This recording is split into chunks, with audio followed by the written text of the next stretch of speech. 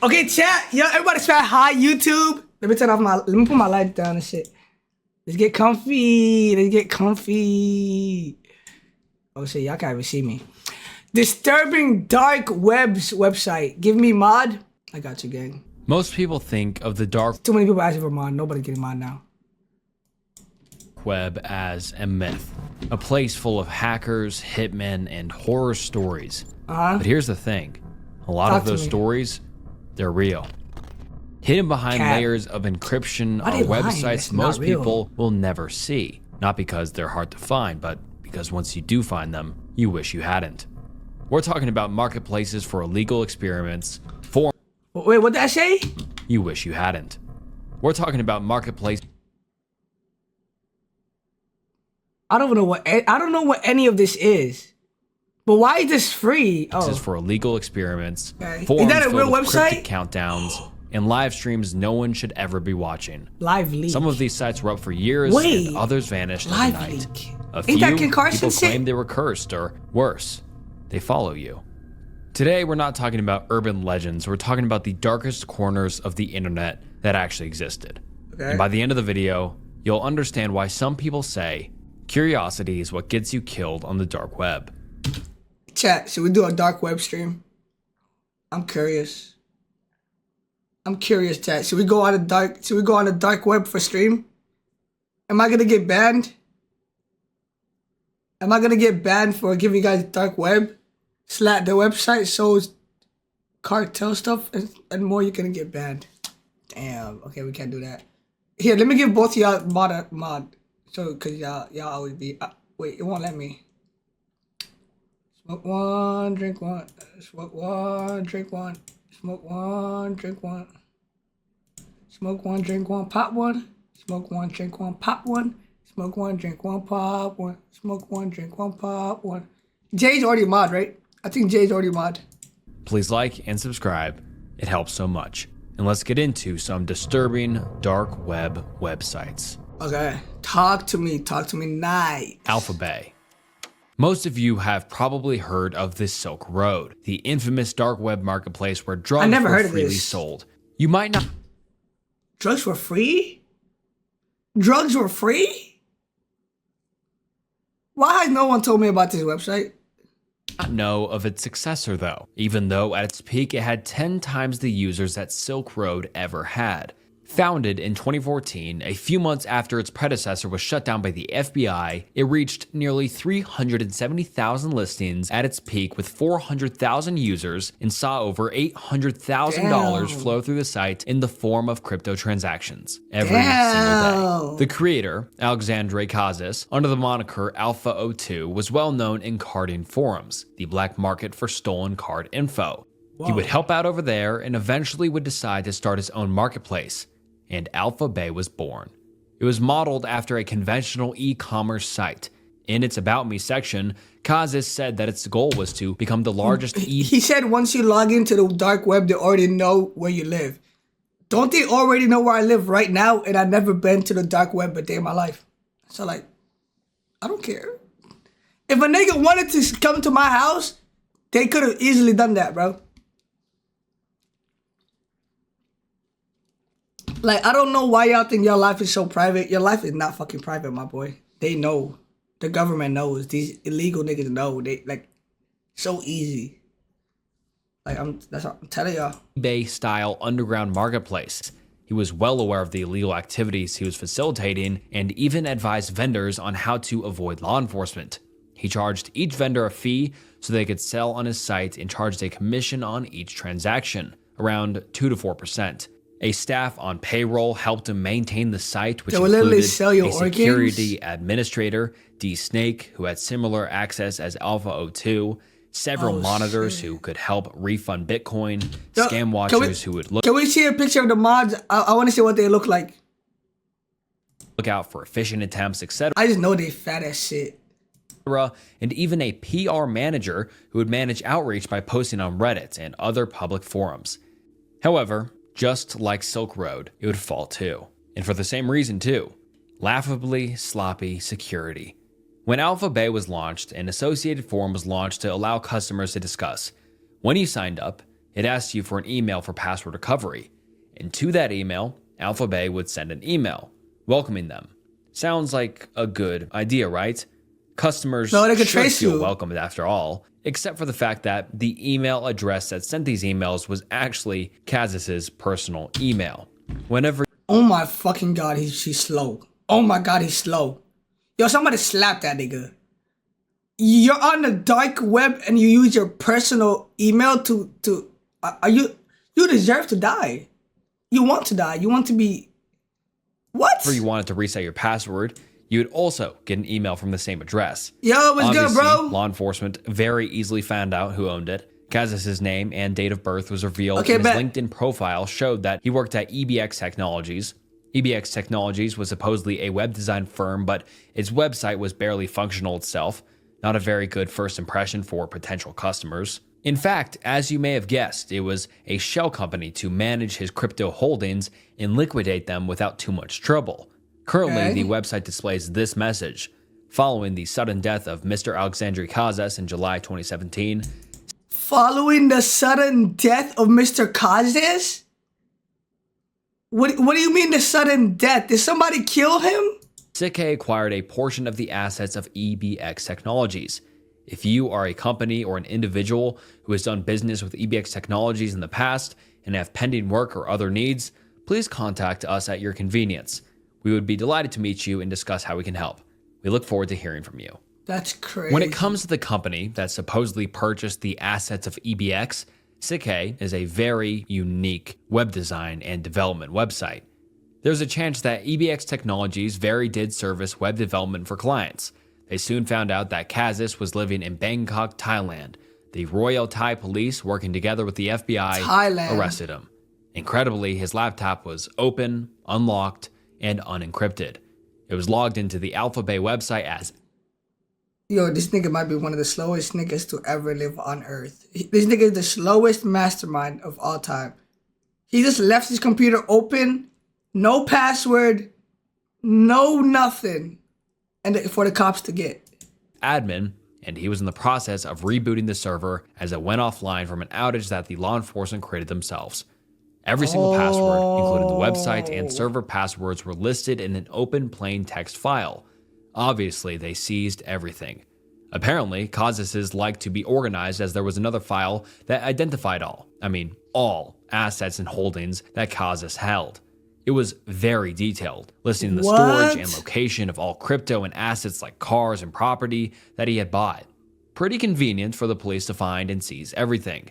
It turns out he was also trying to obtain citizenship in Cyprus, where it is possible to gain residence by investing in the country. He had sent 2.38 million euros to buy a villa to a Cyprus bank and had successfully bought his way into the country. And you may wonder why Cyprus? Well, Kazis probably chose it for its unique extradition laws. Before the formation of the European Union, countries would refuse to extradite you for crimes you committed in another country. However, after the formation of the European Union, this changed, and now EU countries consider each other as domestic for the purpose of extraditions, despite Cyprus being a part of Yo, so imagine like you killed a bunch of niggas, you could like run away to a different country and nobody could do shit about it. the EU. Its extradition laws are different and would reject any foreign interference. And side note, the US is actually the only real exception to this, however. Cypriot banks only interface with the EU, so it does not get involved. Furthermore, they are very careful to not conduct business with any US citizens. Combined with the fact that citizenship can be easily bought, and the banks don't really care where the money comes from, it makes it a very attractive location to launder money through. Damn. In the end, he had a total net worth. I'm not gonna lie, yo, what's your name? Snook, you just put me onto money laundering. If I get away with that shit, yo. He just put me onto money laundering. You act like the FBI is gonna give you up because they moved to another country. Of $23 million from his underworld empire. A few days after his arrest, he was found dead in his cell. Huh? A few days after the guy got arrested, he was murdered. That is not a coincidence. allegedly committed S-word. Many in the dark web community felt like he was murdered. This was not the end of the story for Alphabay though. You might remember a site That nigga did not commit nothing. That nigga was murked. They set somebody. They did him like Tory Lanez.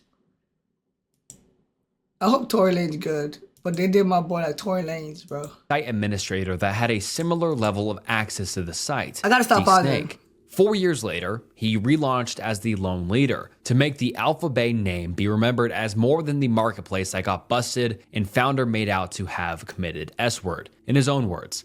This time, however, the site would not compromise on security.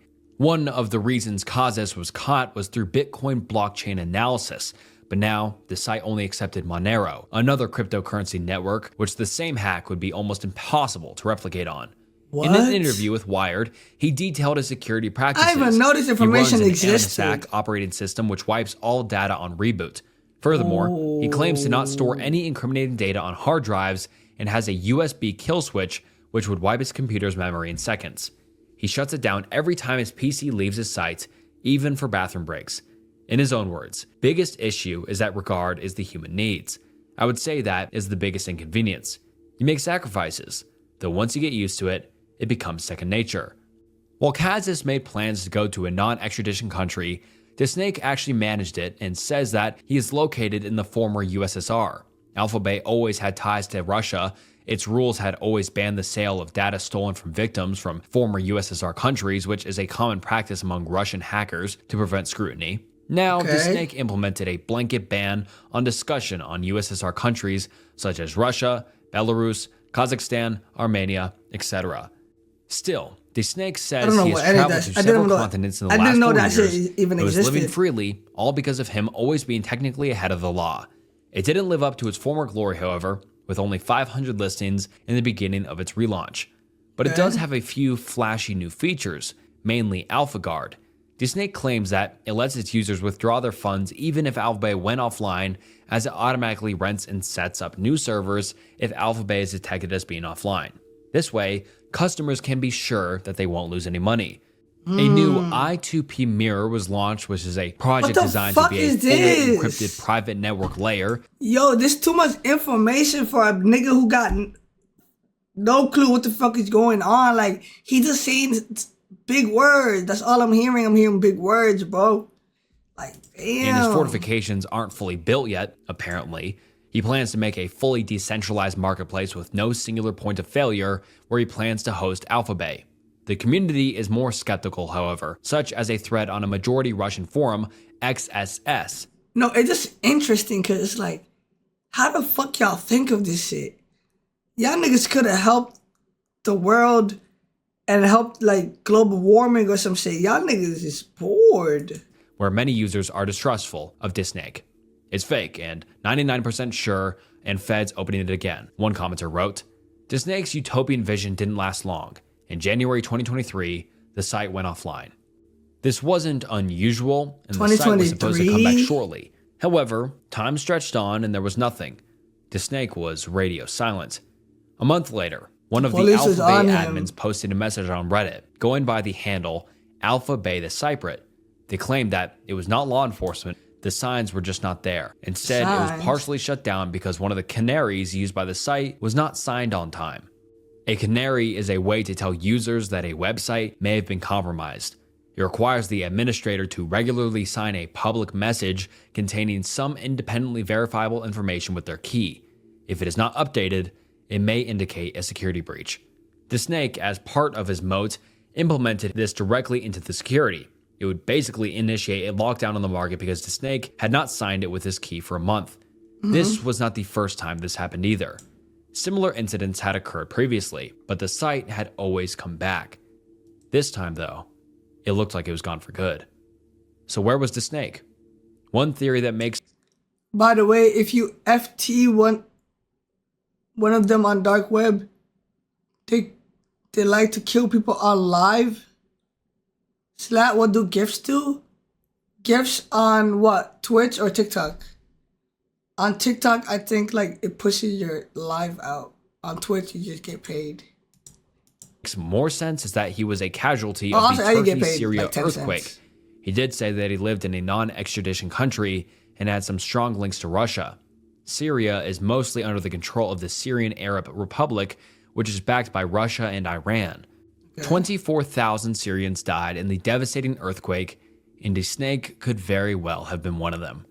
However, there is no concrete proof. Dark web is And what streaming all really of that. happened to the snake remains a mystery, just as he would have wanted to be. Cannibal Cafe. Everyone has their unique tastes, that a but different most of website? the time they're legal, and while weird, are usually harmless. Whoa! The fuck you mean Cannibal Cafe? Unique tastes. Cannibal Cafe. I'm not watching this. I'm not watching this. No. No, I thought y'all was trolling me. I thought this was fake. Everyone has their unique don't wanna hear the tastes, details. but most of the time they're legal, and while weird, are usually harmless. But there's a disgusting group of people out there whose interests and hobbies are borderline psychotic. Started in 1994 by Perro Loco, Cannibal Cafe was a website for, well, cannibals.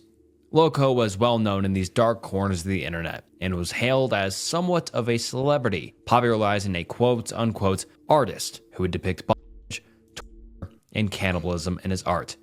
This art... You think this is fake? Yo, anonymous comic artist from Toronto, Canada, who became famous mainly because of the internet. This went by the pseudonym Dulcet.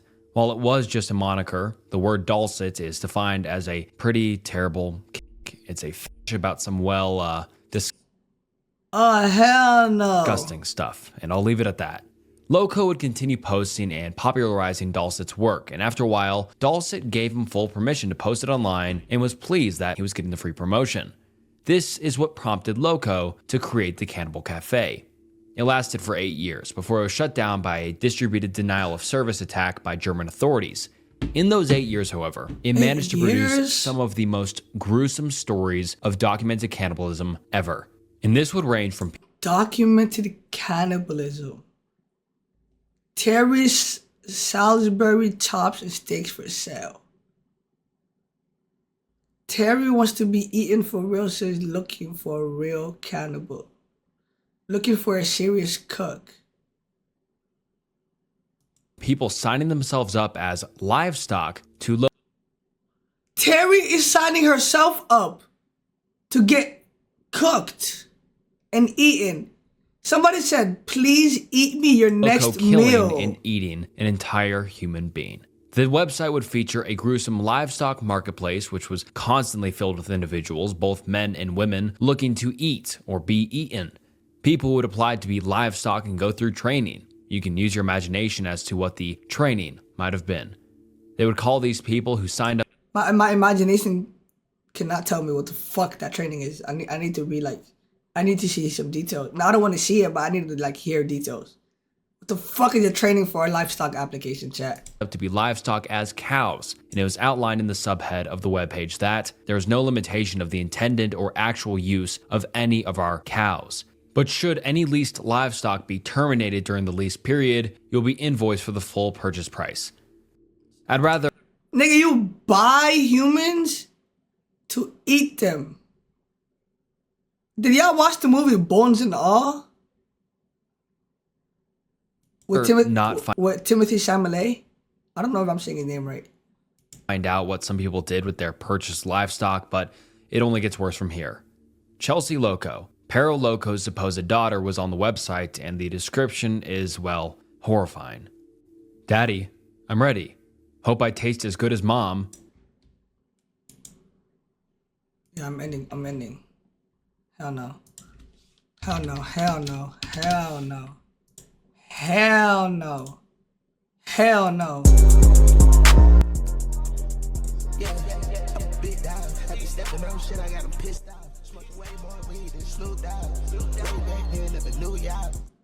What do you mean, Daddy? I'm ready. Hope. And then it Daddy, I'm ready. Hope I taste as good as Mom. goes on to describe her. I'm ready. And the description is, well, horrifying. That's his daughter, bro. Daddy, I'm ready. Hope I taste as good as Mom. And then it goes on to describe her height, weight, and some general descriptions of her body parts. And I'll leave that out, but it's just horrifying.